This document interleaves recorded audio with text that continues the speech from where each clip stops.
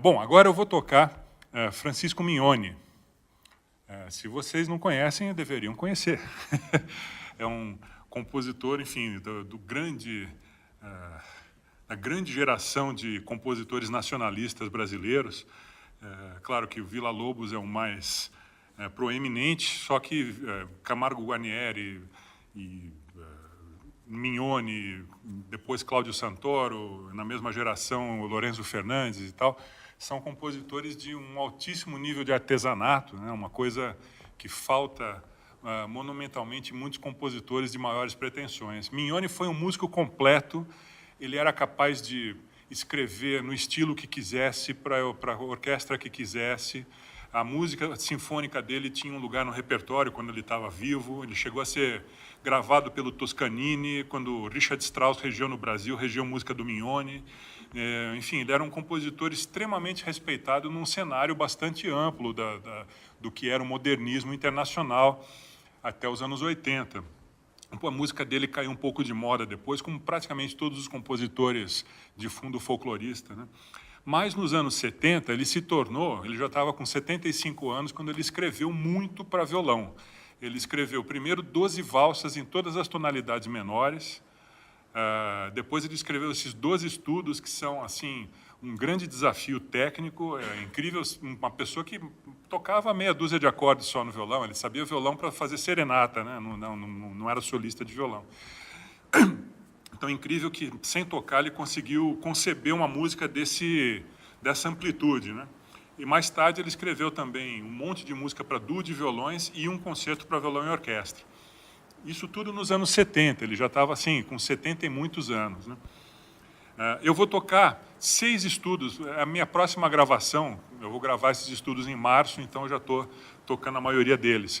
Eu vou tocar para vocês o número 2, que é chamado de Seresteiro, o número 3, que é Tempo de Chorinho, eu faço o número 4, que é Allegro Scherzoso, o número 4 é uma tocata de verdade, é um estudo mesmo, é uma peça tecnicamente muito exigente. Depois eu faço o número 6, que aí a gente já começa a escutar embolada, machixe, número 7, que é uma cantiga de niná, e, por fim, o número 9, que é uma embolada mesmo. Mignone, todos os compositores nacionalistas, incluindo Villa-Lobos, ele é quem sabia melhor traduzir a essência africana da nossa música. Ele escreve de um jeito para os instrumentos, ele descobriu uma maneira de inventar figurações e uma maneira de botar isso na partitura em que o balanço, né, o molejo da música de fundo, de samba, de baião, de embolada, de outros ritmos do Nordeste, isso aí aparece com muita clareza na música dele, né? Mais até do que no Villa-Lobos, na verdade. Então, especialmente o número 6 e o 9, que são o último e o antepenúltimo que eu vou tocar, isso é muito evidente. Então, são 6 estudos. Número 2, Seresteiro. 3, Tempo de Chorinho. 4, a tocata Allegro Scherzoso. Número 6, que é o Assai Vivo. Número 7, Cantiga de Niná. E número 9, Allegretto Moderato.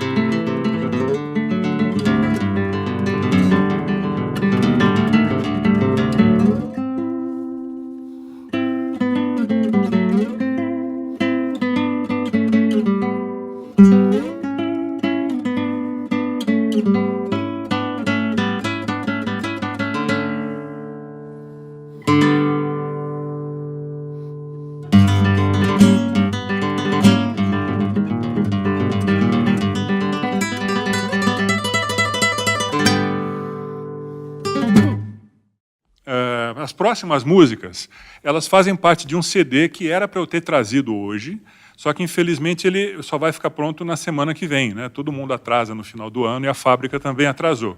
Mas vocês podem... Enfim, eu não compro mais CD, eu baixo tudo direto no computador. Então, para quem estiver interessado, nesse CD que chama Américas, são 22 músicas de 16 países, todas de compositores diferentes, cada uma do estilo de um jeito, para traçar um panorama mesmo da música de fundo tradicional de diversos países das Américas, né? Eu vou contar um pouco a historinha, daí depois eu toco um monte de músicas. Em 2007, a gente teve os Jogos Pan-Americanos no Rio, né? Eu achava muito legal os Jogos Pan-Americanos. Eu ficava assistindo o dia inteiro, né? Eu ficava estudando escala e vendo campeonato de tiro, natação, né? E daí, engraçado que a gente encontrava com as pessoas na rua, o tiozinho da banca, amigo e tal. Oh, vocês viram a equipe do El Salvador, né? Nós não sabia que o Panamá tinha um troço assim. Ah, que país é esse? Granada, né? Quer dizer, a gente começou a falar de países dos quais a gente só fala quando tem tragédia, né? Assim, até vizinho do Mercosul, assim, Venezuela, Paraguai, a gente só fala deles quando acontece alguma coisa de ruim, né? E eu achei que o bacana dos Jogos Pan-Americanos finalmente, a gente está olhando para o lado bom das coisas, né? Para o lado bom desses países, que afinal são nossos vizinhos. A gente fica o tempo inteiro, sabe, pensando no Michael Jackson ou na Katy Perry, e a gente nunca fala, sabe, do cantor da Argentina, né? Então, a Argentina que é assim, a continuidade, né? Então, foi uma inspiração para eu começar a olhar um pouquinho mais a música para violão desses países. Eu já tocava, claro, algumas coisas, Dinasteira, da Argentina, Antônio Lauro, da Venezuela, compositores que são estabelecidos no violão, mas conhecer a linguagem do violão de cada um desses países, o violão tocado, sei lá, no Uruguai não tem nada a ver, mas completamente nada a ver com o que se faz na Colômbia, ou no Panamá, ou no México, né? O México, então, que tem o mariachi, aqueles violões de 2 metros de comprimento, enfim, a gente tem uma variedade de cordofones, né, de instrumentos da família do violão, que é uma coisa estonteante, e cada região tem a sua cultura, né? E daí, quando eu fui juntar tudo isso, eu vi que eu tinha umas 30 músicas de países diferentes, assim, acabei deixando essas 22 no CD, que é o que coube. Para baixar esse CD, a partir do dia 1º de dezembro, o site é Guitar Coop, de cooperativa, guitarcoop.com.br. Inclusive, pode baixar em alta definição, que fica melhor do que CD. Ou então, encomendar no site também para comprar o CD. Mas, enfim, procurando o meu nome na internet, vocês também acham. Eu não lembro exatamente a ordem das músicas que eu vou tocar, são 9, né? Eu vou começar, que eu lembro, com a música dos Estados Unidos. Por que eu coloquei os Estados Unidos? Porque essa coisa de falar de América Latina, a gente acaba se colocando como uma coisa à parte. As Américas são uma só. Os Estados Unidos têm indígenas, os Estados Unidos tem gente que fala espanhol, tem gente que fala inglês, tem gente que fala de tudo. Assim, é um país múltiplo que nem o Brasil. Então, eu prefiro ver a América do Norte como uma continuidade, não como uma coisa oposta, né? Não é um livro que a gente dobra no meio, assim. A América é uma só, né? Então, eu quis incluir os Estados Unidos, e o México e o Canadá. O Canadá acabou não entrando porque a música não deu certo. Mas, por isso, a música que eu vou tocar, na verdade, eu gravei também o tributo a Martin Luther King, mas a que entrou no CD foi uma chamada Leslie Song. O Frederick Handel é um super violonista, compositor. Ele dá aula em Nova York, numa excelente escola, e essa foi a primeira música que ele escreveu para violão, quando ele conheceu a namorada que mais tarde se tornou esposa dele. Eles estão casados até hoje. Ele escreveu isso aí em Woodstock. Então, acho que não tinha nada mais emblemático para colocar Estados Unidos, né? E é uma música tão sensível, parece um pouco trilha sonora de comédia romântica, assim, e é uma homenagem a tudo que os Estados Unidos ofereceram de bacana em termos culturais. Cinema, música pop. Quem que não teve, sabe, um romance embalado com música pop? Eu tive, né? Então, isso aqui é para todo mundo, enfim, que eu acho que vai tocar uma corda dentro de muitas pessoas por causa dessa associação. Depois disso, eu vou mudar só um pouquinho a ordem. Eu vou pegar a penúltima música, que é do Juan Ángel Rodríguez, que chama Coral del Norte. O Juan Rodríguez ele era um compositor argentino, mas essa música é inspirada nas sambas chilenas, né? E A história dessa música é engraçada, porque é o seguinte, o meu pai tocava violão, eu cresci em Jundiaí, sou da região aqui, e meu pai tocava violão. E outro dia eu estava lembrando as músicas que ele tocava, acho que pelo menos metade do que ele tocava vinha de um disco do Dilermando Reis, chamado Abismo de Rosas, que provavelmente é o disco de violão mais vendido na história do Brasil. Assim, o Dilermando, para quem não sabe, ele tinha um programa diário no rádio por 30 anos, rádio nacional, né? Então, quem tem mais de, sei lá, 70 anos, quando a gente fala violão, Dilermando Reis, não tem outro, né? E o meu pai não era exceção, né? E como eu aprendi com ele, eu tinha todas essas músicas no ouvido, Sons de Carrilhões, Abismo de Rosas, etc. Agora, pô, vamos combinar, Abismo de Rosas muita gente já toca, eu quis tocar justo essa que sempre chamava a minha atenção, que era uma coisa diferente. O Juan Rodrigues, ele foi um cara muito aventuresco, assim, ele morou em vários países, inclusive no Brasil. Ele morou em Belo Horizonte por muitos anos, e quando ele foi embora em 41, se eu não me engano, que ele compôs uma música muito famosa chamada La Despedida, uma despedida de Belo Horizonte. Mas essa é o Coral del Norte, porque é o norte do Chile, né? Quem conhece música clássica da Bolívia? Provavelmente ninguém, né? Eu conheci um pouquinho de música colonial boliviana, né? Que é uma coisa de altíssimo nível, na verdade. Só que quando eu fui tocar na Bolívia, meu grande amigo Piraí Vaca, que é o maior violonista da Bolívia hoje, ele me deu um disco dele que tinha 6 aires índios do Eduardo Caba. Eduardo Caba é o Villa-Lobos da Bolívia, praticamente. O Conservatório Nacional de La Paz se chama Conservatório Eduardo Caba. Ele escreveu 12 dessas músicas para piano e o Piraí arranjou isso para o violão. Assim, a gente toca 10 segundos, a gente já está no Lago do Titicaca, nos Andes. Assim. É uma música que tem esse poder de transportar as pessoas, e é por isso que eu incluí. Em seguida, deve ser, se eu não me engano, Porro de Gentil Montanha, certo? Gentil Montanha, do mesma forma que o Juan Rodrigues na Argentina, o Agustín Barrios no Paraguai e o Lauro na Venezuela. Ele é o grande violonista compositor da Colômbia. Né? Eu assisti o Gentil, acho que foi em 2006, por aí. A primeira vez que eu fui tocar na Colômbia. Deve ter sido depois dos Pan-Americanos, deve ter sido 2007, 2008. Parecia que eu estava voltando no tempo 60 anos. Parecia um recital do jeito que a gente pensa como era. Imagina o teatro, sei lá, no Castro Mendes, quando Barrios veio tocar aqui nos anos 30. Eu tive essa sensação assistindo o Gentil tocar. O repertório, a maneira dele tocar, o cara, sabe, uma gravata bonita, sabe, uma pessoa com cara de índio, mas assim, super cerimonioso.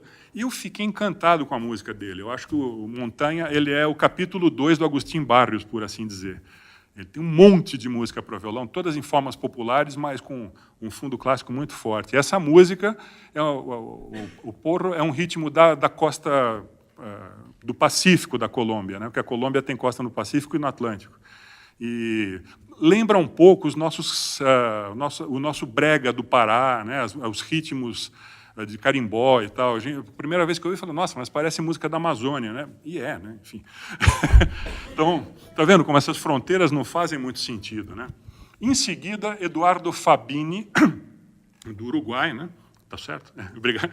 O Eduardo Fabini, ele também é o grande compositor sinfônico do Uruguai. Se vocês tiverem a chance de ouvir os poemas sinfônicos do Fabini, é a linguagem do gaúcho na música sinfônica. Né? A gente não tem isso aqui no Brasil. Né? A gente não tem um compositor gaúcho dessa época com esse tipo de música. E, bom, o Uruguai já fez parte do Brasil. Né? Quando eu ouvi essa música, o Fabini ele foi morar em Paris para estudar na década de 1900. E, enfim, ninguém sabia o que era o Uruguai. E pediram para ele escrever uma música que fosse um retrato do Uruguai. Ele escreveu essa música, Triste número 1, para piano. Eu olhei a partitura de piano e falei, mas isso aqui é para violão.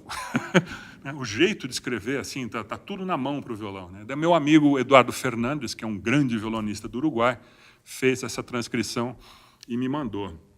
Aí chegamos, enfim, ao Agustín Barrios, que é o grande nome da arte no Paraguai. Né? Acho que, tirando um ou outro jogador de futebol, cantor pop, a gente, enfim, não tem uma produção cultural tão forte no Paraguai, enfim, não assim que seja exportada.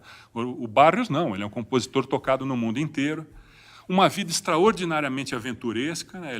Ele começou tocando no Uruguai, Argentina, ele era meio índio, meio europeu, ele morou 7 anos no Brasil, entrou no Brasil por Pelotas, por Porto Alegre. Ele subiu, ele tocou em São Paulo em 1916 pela primeira vez. Foi o primeiro recital de violão que teve uma crítica no jornal no Brasil. Né? E ele foi subindo. A meta dele era chegar nos Estados Unidos. Só que ele foi morando em cada país onde ele tocava, né? A Venezuela ele fez um sucesso brutal. Chegou um momento em que ele se vestia de índio. E colocou o nome dele ao contrário. Ele pegou Agustin e virou Nitsuga, para mostrar que ele era um cacique, né? Então, não, ele tocava a primeira parte do concerto de Black Tie, tocava as músicas clássicas. Na segunda parte ele vinha vestido de índio e tocava as músicas populares. Teve violonistas brasileiros que fizeram isso depois, os índios tabajaras faziam isso também, né? E, enfim, o Barrios, ele meio que define o que é a composição para violão na América do Sul, né? Você tem o Villa-Lobos de um lado para a música mais clássica e o Barrios para essa música híbrida, né? Ele tem, enfim, suítes, tem La Catedral, que é uma música super famosa, e tem essa dança paraguaia, que é uma polca paraguaia, que se toca no Paraguai, a pessoa abre um sorriso que junta atrás até, assim. Porque é a música mais popular do Paraguai, né? Que nem o Carinhoso aqui, uma coisa assim. Depois disso, daí vem a música que eu troquei a ordem. Vem o Franz Cassels, né, do Haiti,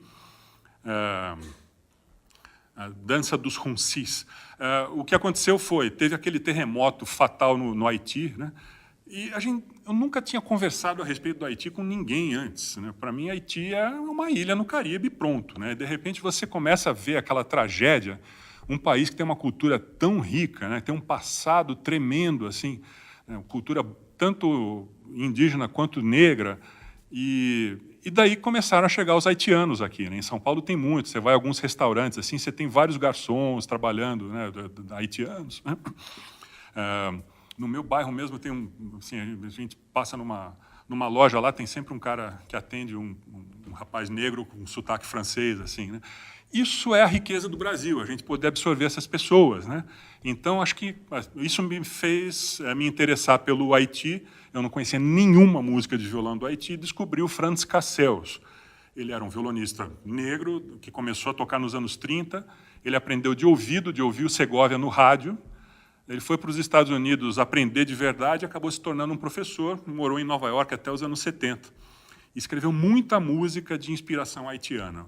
Os roncis são os iniciados dentro do candomblé do Haiti, né, que eles chamam de vaudou ou de santeria, né?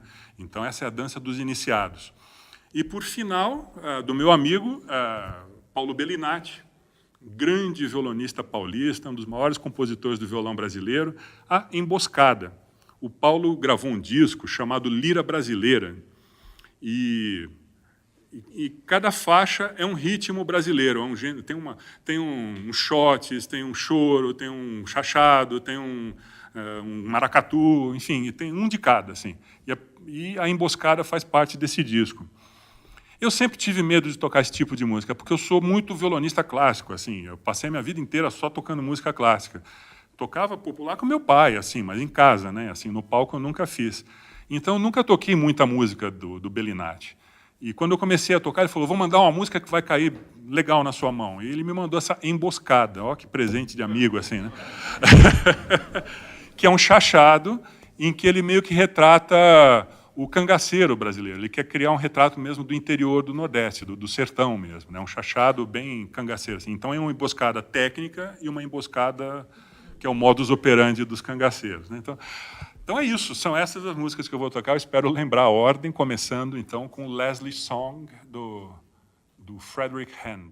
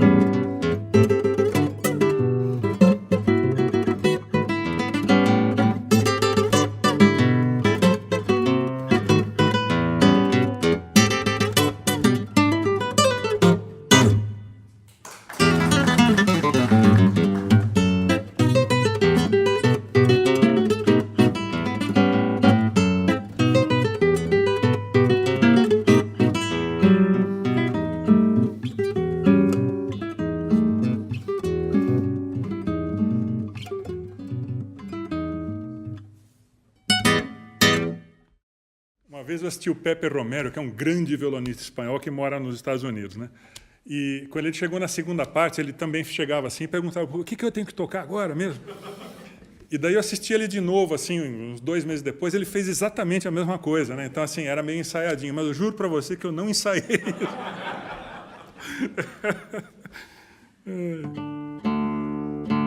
Cada vez que eu toco um concerto, eu estou tocando combinações diferentes para... Essa é bem gaúcha mesmo, parece prenda minha no começo.